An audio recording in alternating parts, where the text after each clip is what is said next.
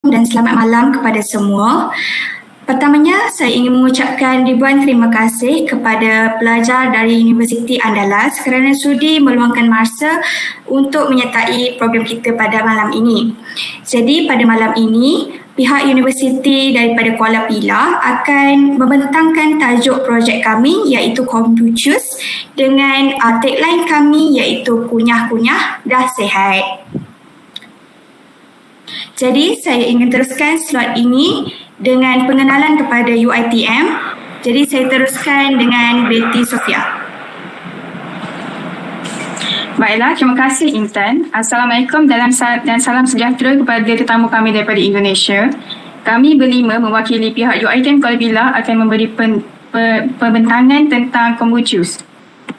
UiTM merupakan sebuah institusi komprehensif pendidikan tinggi terbesar di Malaysia yang menawarkan lebih daripada 500 program akademik dari peringkat asasi, diploma, sarjana muda hinggalah PhD, di samping menyediakan pendidikan inovatif dengan menggunakan infrastruktur dan teknologi terkini yang merangkumi 34 kampus, 4 kolej pengajian, 14 fakulti dan 9 pusat akademik di seluruh negara Malaysia. Pada 1956, UiTM dikenali sebagai Dewan Latihan Rida yang merupakan satu perancangan untuk membantu sejumlah besar rakyat, khususnya pribumi, bagi mendapatkan pendidikan namun kian mengalami beberapa pertukaran pertubuhan dan kini dikenali sebagai Maktab Kolej sejak 1965. Seterusnya, visi UiTM ialah untuk menjadikan UiTM sebuah universiti terkemuka dunia dalam bidang sains, teknologi, kemanusiaan dan keusahawanan. Manakala misi UiTM pula adalah untuk menjuarai pembangunan bumi putera profesional yang tangkas menerusi kurikulum keterhadapan dan penyelidikan berimpak. Antara pencapaian UiTM ialah kami pernah berada di kedudukan ke-104 dalam QS Asia University Ranking 2023 dan pernah berada di kedudukan ke-4 di Malaysia.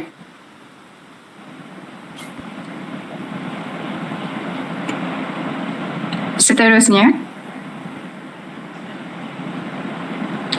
UiTM Kuala Pilah pula merupakan salah satu universiti induk yang diiktiraf di Malaysia yang dibina di Negeri Sembilan.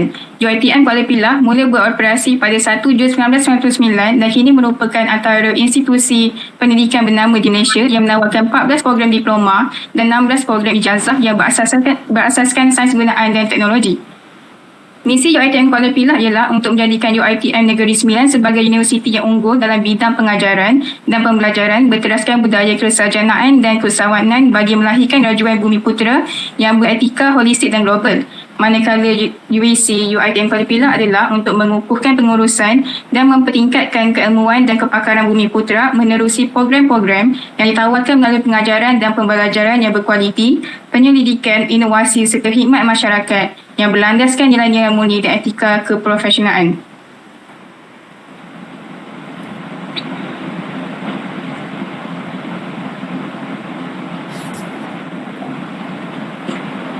Projek Sulam adalah satu bentuk pengajaran dan pembelajaran yang melibatkan kerjasama serta interaksi dari pelajar kepada komuniti dalam menyatukan objektif pembelajaran khusus dengan khidmat masyarakat bagi menyelesaikan permasalahan setempat melalui pelaksanaan kemahiran pelajar di samping ilmu yang dipelajari di kuliah.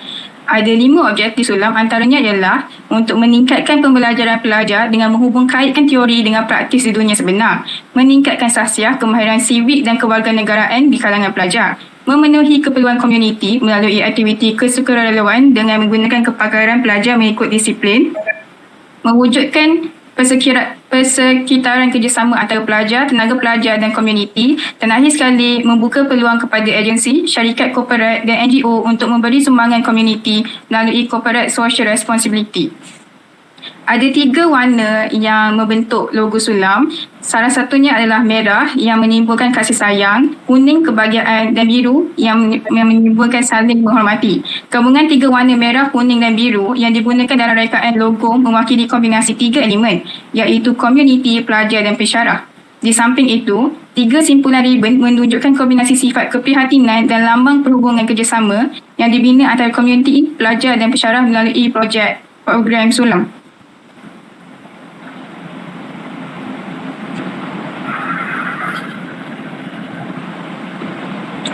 Komentar Fermentasi yang juga dikenali sebagai proses penapaian merupakan satu proses pemecahan molekul-molekul makanan yang kompleks kepada bentuk yang lebih asas, seperti contoh molekul gula kepada glukosa. Penapaian merupakan satu proses mula jadi yang mana bantuan mikroorganisma seperti yeast atau bakteria diperlukan bagi melancarkan proses tersebut.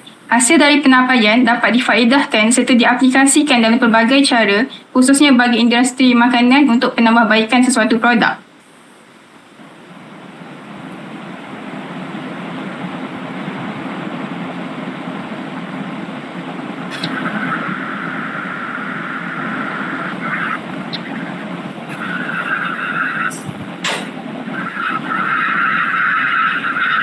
So yang seterusnya, saya Falina. Jadi kalau ada daripada kamu semua tak faham, nanti boleh je tahu angkat tangan atau tanya. Okay. So seterusnya ialah sejarah teh kombucha, iaitu history. Sejarah teh kombucha. So secara asalnya, detailnya, sejarah teh kombucha ni tak dapat dikenal pasti secara betul. Jadi mengikut kajian yang telah dibuat oleh para sejarah, mengikut mereka mengatakan bahawa asal-usul teh kombucha ini dapat dijumpai sejak 2000 tahun yang dahulu, dan beberapa kumpulan sejarah telah mengesan bahawa kombucha berasal daripada negara China, iaitu daripada dinasti Qin, iaitu around 220 sebelum Masihi. Dan pada 414 selepas Masihi, teh fungus iaitu Lingce atau Che digunakan untuk merawat masalah penghadapan Raja Inkyo, iaitu Raja Jepun mereka. Baginda yang dirawat oleh seorang doktor berbangsa Korea, iaitu bernama Kombu. Mengikut mitos yang telah mereka buatlah pada zaman dahulu, kombucha ini datang daripada nama Dr. Kombu dan digabungkan dengan nama cha, iaitu bermaksud teh. Teh ni dalam bahasa Jepun orang panggil cha lah.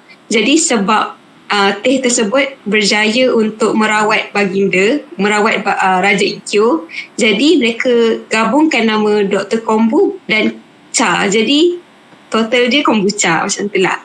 Pada awal abad ke-20, kombucha mula disebarkan ke Rusia dan Eropah Timur pada awal abad ke-20, di mana ia juga dianggap seperti minuman probiotik yang berharga. Seterusnya,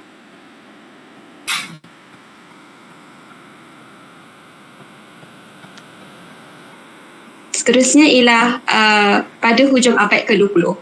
Teh kombucha mula dikomersialkan pada hujung kurun ke-20 dan menerima reputasi sebagai minuman yang mempunyai pelbagai khasiat dan mampu juga menyihatkan badan. Seterusnya, dikembangkan ke negara barat pada hujung abad ke-20 dan awal abad ke-21 sebagai makanan semula jadi yang berkhasiat. Dan kini, kombucha juga digunakan secara besar-besaran oleh orang ramai. Jadi pada zaman sekarang, teh kombucha ini dapat dijumpai di kedai-kedai yang berdekatan anda. Kombucha juga dikenali sebagai teh merah fungus, lingzi atau teh cendawan Mekah. Seterusnya,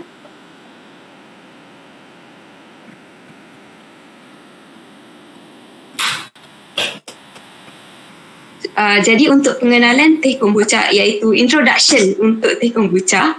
Teh kombucha ini merupakan minuman fermentasi yang disediakan secara tradisional dengan menapai kultur SCOBY, iaitu Symbiotic Culture of Bacteria and Yeast, bersama-sama ditambah dengan gula dan beberapa teh yang lain, iaitu seperti teh hitam dan teh hijau. Dan juga tempoh fermentasi untuk teh ini boleh mencapai sehingga 2 bulan. Kombucha juga mempunyai rasa yang unik seperti rasa masam dan campuran rasa pahit juga seperti cuka selepas 60 hari tempoh fermentasi. Terdapat beberapa juga yeast yang berada dalam kultur SCOBY, iaitu yeast species acidophilic, contohnya Saccharomyces dan Candida, bersama dengan bakteria acid-lactic dan bakteria acid-acetic.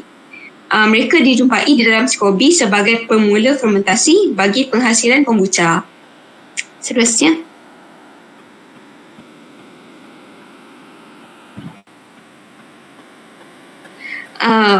teh kombucha juga boleh digantikan sebagai minuman berkarbonat atau sparkling wine untuk pilihan yang lebih sihat. Jadi teh kombucha ini merupakan pilihan yang lebih baik berbanding alkohol atau minuman berkarbonat, kerana minuman berkarbonat ni kan banyak gula dan tak beberapa sihat lah untuk badan.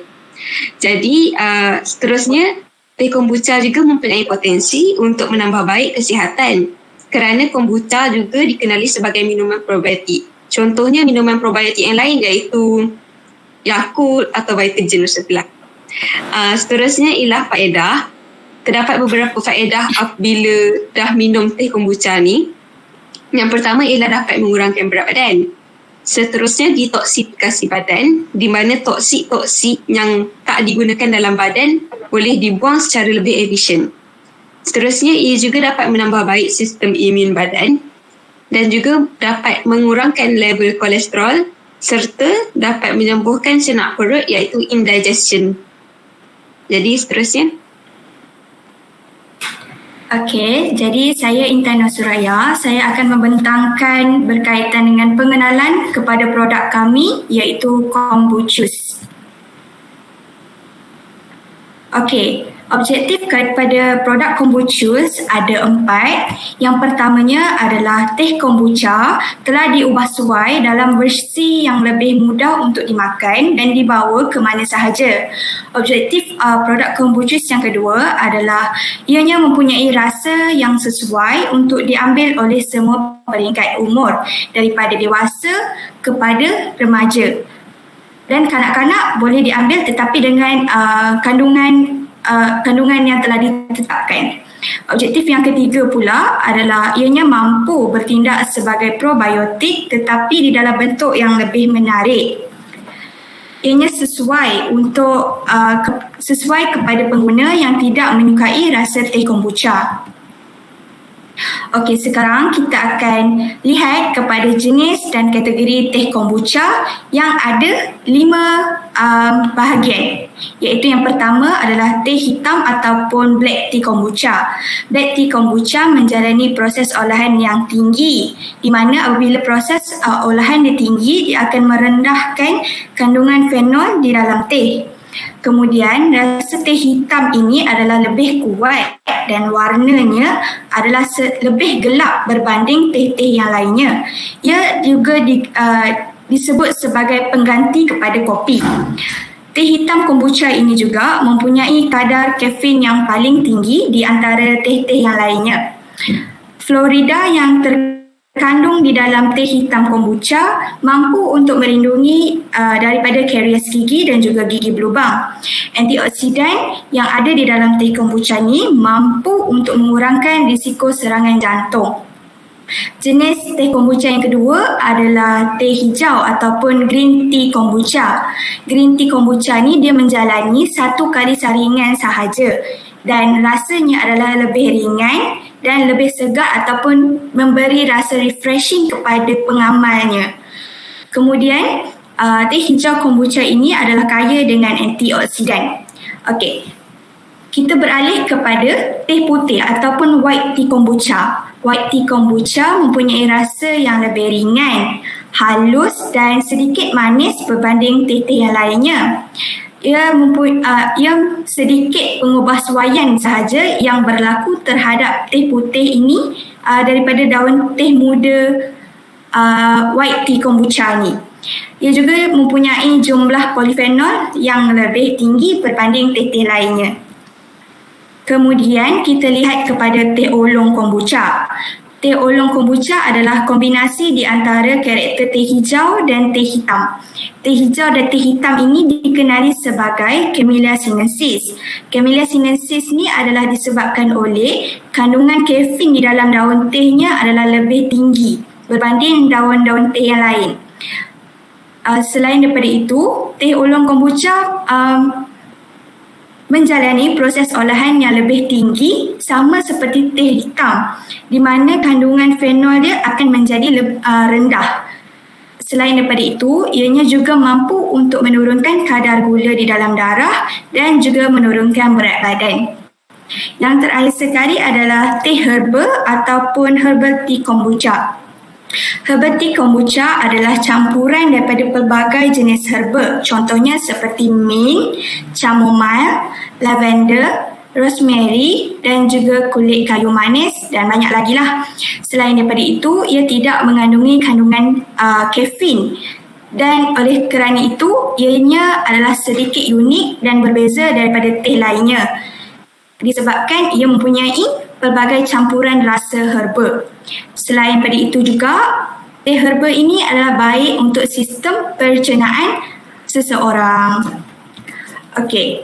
Kemudian kita beralih kepada produk kombuchus. Produk kombuchus ni adalah gummy kombucha yang telah menjadi pilihan pengeluaran produk kami. Teh kombucha adalah produk fermentasi yang menghasilkan probiotik dan mengandungi banyak manfaat kesihatan terutamanya kepada golongan dewasa yang menghidap pelbagai penyakit. Golongan remaja juga digalakkan untuk mengambil suplemen ini tetapi dengan syarat dengan kuantiti yang telah disarankan. Kombuchus adalah salah satu pengubahsuaian yang dilakukan ke atas fermentasi air teh kombucha ni dengan tujuan untuk mengubah keadaannya daripada cecair kepada pepejal untuk memudahkan pengguna untuk mengambilnya. Selain daripada itu, kombuchus ini juga telah mengeluarkan pelbagai jenis perisa yang menarik seperti strawberry, peach, apple, lemon, mint dan banyak lagi. Campuran perisa tambahan ini kami ditambah kepada produk kami dengan tujuan untuk menghilangkan rasa asli teh kombucha ni di mana ramai orang cakap rasa aslinya tidak sedap ataupun kurang enak. Jadi kami ingin mengurangkan rasa pahit, masam dan bergas teh kombucha tersebut.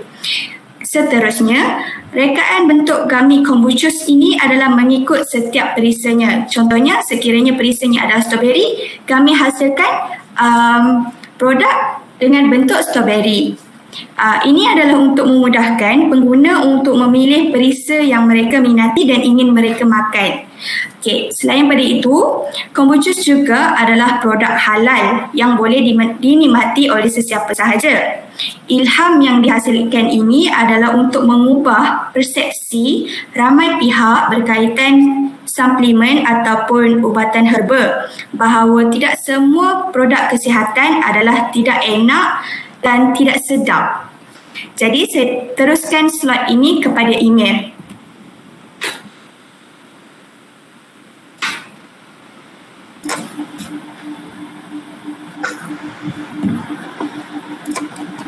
Seterusnya, saya akan cakap tentang proses pembuatan kombuchus.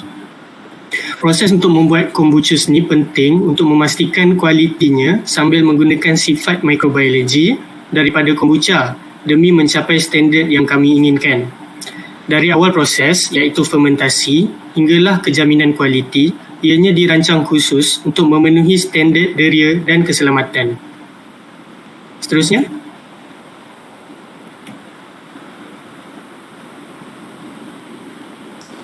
Sebelum kita tengok pada prosesnya, pertama sekali kita harus tahu tentang bahan-bahan yang kita perlukan untuk membuat kombuchus ni. Bahan yang pertama sudah semestinya teh kombucha. Teh ini dia akan bertindak sebagai probiotik sebab dia mengandungi culture bakteria dan yeast atau yang kita panggil SCOBY. Yang kedua ialah gelatin. Gelatin ini diperbuat daripada collagen. Dia penting untuk memberikan tekstur kepada gummy tersebut. Bahan yang ketiga ialah pemanis. Pemanis yang digunakan ialah pemanis semula jadi kerana kami tidak mahu ada sebarang kehadiran gula halus dalam gummy tersebut. Contoh pemanis semula jadi ialah madu, jus buah-buahan ataupun stevia. Seterusnya ialah perasa. Kami ingin tambah perasa ke dalam kombuchus supaya gummy ini mempunyai pelbagai variasi. Perasa yang digunakan akan melengkapkan dan meningkatkan rasa kombucha. Contoh perasa yang digunakan ialah herba, ekstrak vanila, kulit limau atau bahan-bahan yang Intan sebut tadi. Yang kelima ialah mold inhibitors ataupun bahan yang kita gunakan bertujuan untuk merencat atau membuat segala pertumbuhan mikroorganisma ataupun untuk membunuh segala mikroorganisma yang tidak diingini. Bahan yang digunakan adalah seperti asid sitrik ataupun cuka. Seterusnya,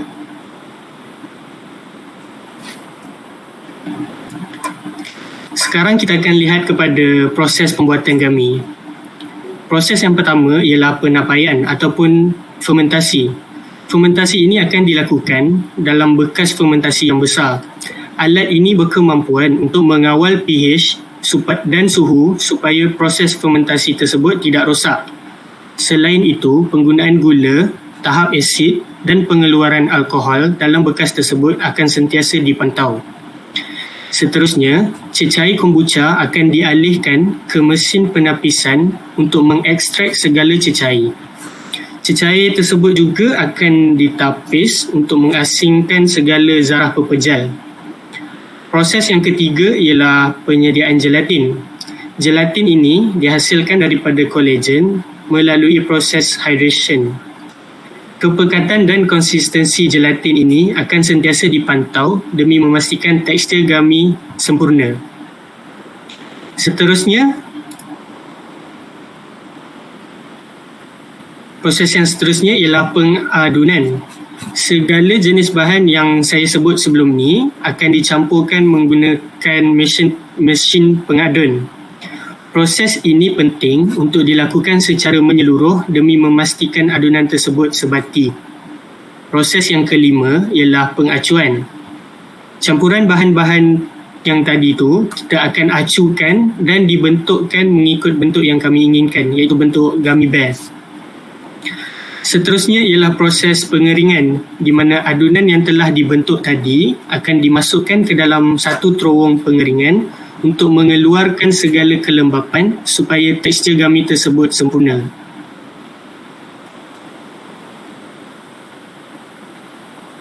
Next.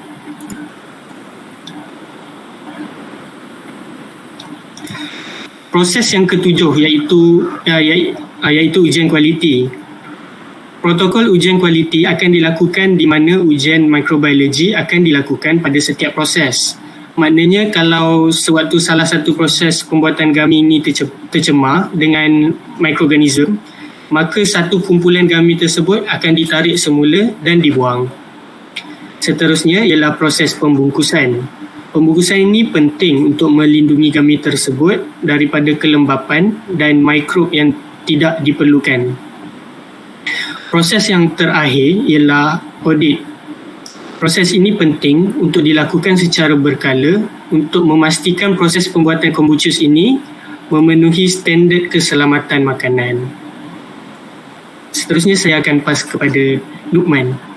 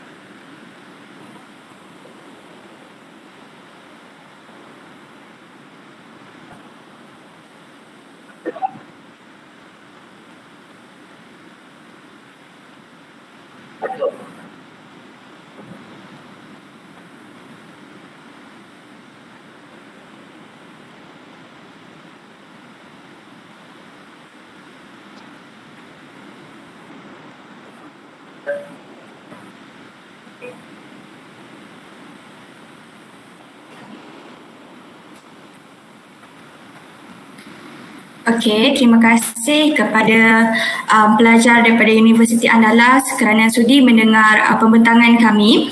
Jadi ini adalah borang penilaian program yang perlu kamu scan dan jawab soalan-soalan yang ada di situ.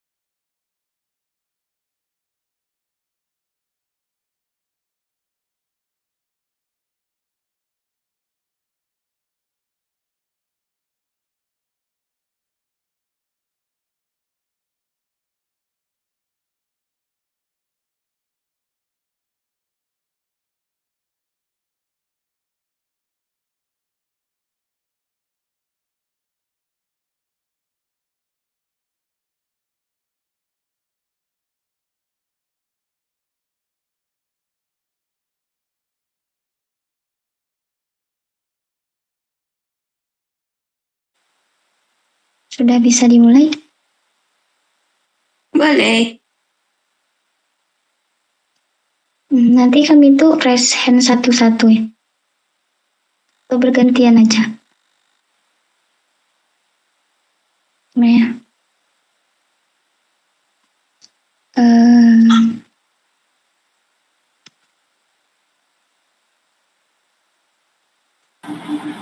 Macam mana?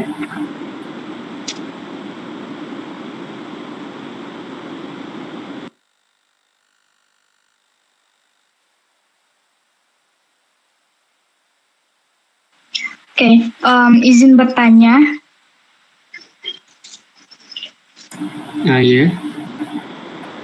Tadi kan dari teman-teman Isulam itu menghasilkan atau membuat produk teh kombucha itu dimodifikasi dengan gummy kombucha, yang dimana modifikasi tersebut bertujuan untuk menghilangkan rasa pahit atau masam dari si kombucha tersebut. Berarti gummy kombuchanya ini memiliki rasa manis atau bagaimana?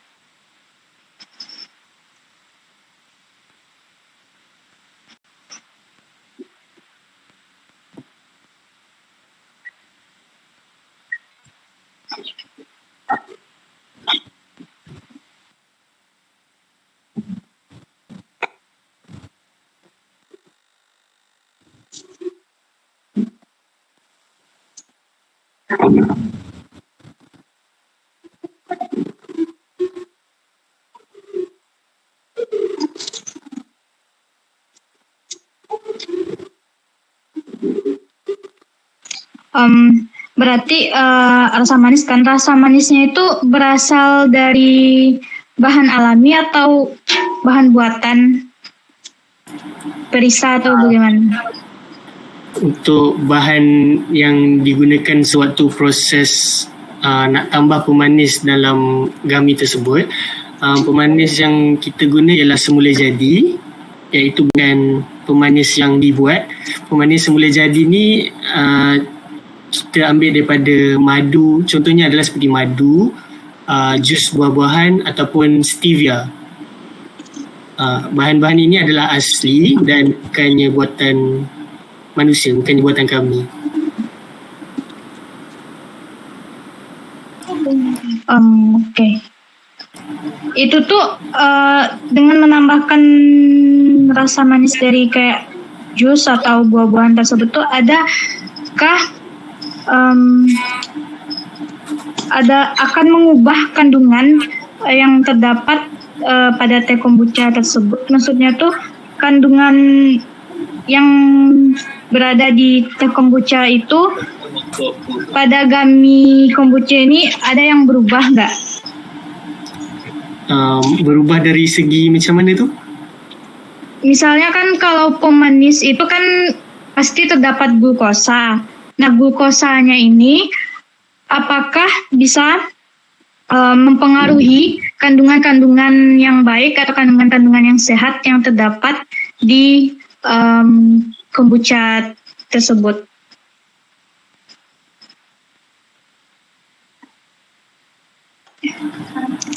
Fat? Okey, rasanya dia takkan, maksudnya penambahan glukosa dalam gami yang kami akan buat tu, dia rasanya dia takkan efek pun khasiat dia. Lagi satu, kami pun menambah beberapa rasa yang sesuai untuk kami tu. Sebenarnya kan rasa gami ada perasa-perasa yang sesuai untuk anak-anak. Jadi kami applykan rasa buah-buahan ke dalam gami tersebut. Jadi sebenarnya khasiat gami itu takkan efek pun daripada kalau kita tambah gula ke apa-apa ke, sebab khasiat dia datang daripada SCOBY tu, which is the culture of the kombucha tu lah. So mestilah dia takkan efek kan, macam tu lah. Dia takkan efek pun khasiat dia. Menjawab soalan ke? Okey. Okay. Dan lagi satu, sewaktu proses pembuatan gami tu, waktu proses mana tadi? Waktu proses fermentasi. Sewaktu proses fermentasi, kandungan gula dan alkohol gami ni akan dipantau supaya gula tidak berlebihan ataupun kandungan alkoholnya tidak terlalu tinggi lah. Jadi dekat situ kami akan monitor, kami akan awasi semua kandungan yang ada dalam kombucha ini supaya tidak melebihi daripada apa yang sepatutnya. Okey, terima kasih. Sama-sama.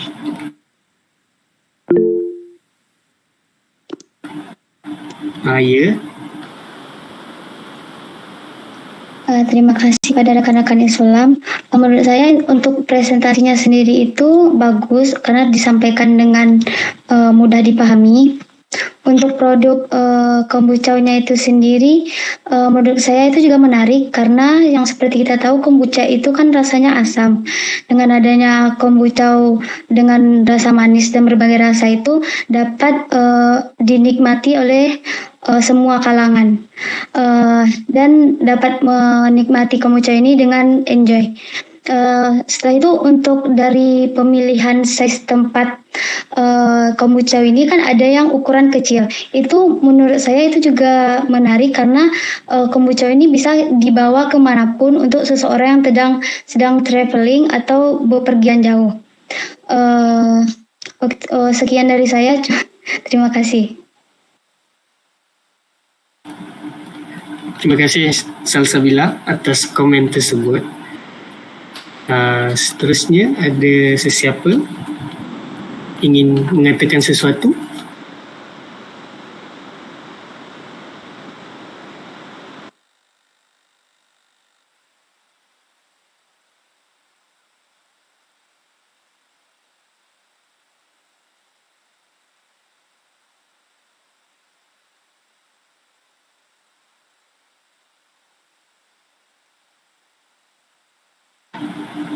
Kalau tiada, mungkin kita akan habis di sinilah kot ya Intan. Begitulah. Jadi sebelum kita akhiri sesi ini, kita nak akak gambar dulu secara ramai-ramai sebagai penutup kepada sesi 2. Boleh? Okey, sekejap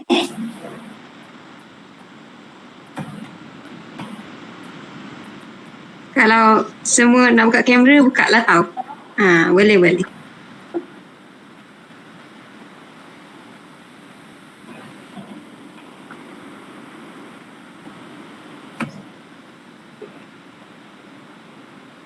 Sekejap, sebentar.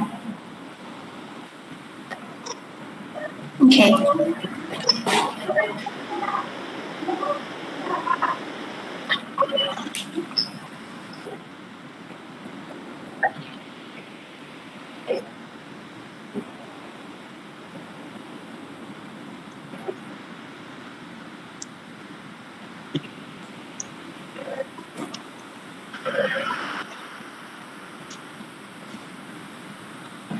Gigi nampak semua kan?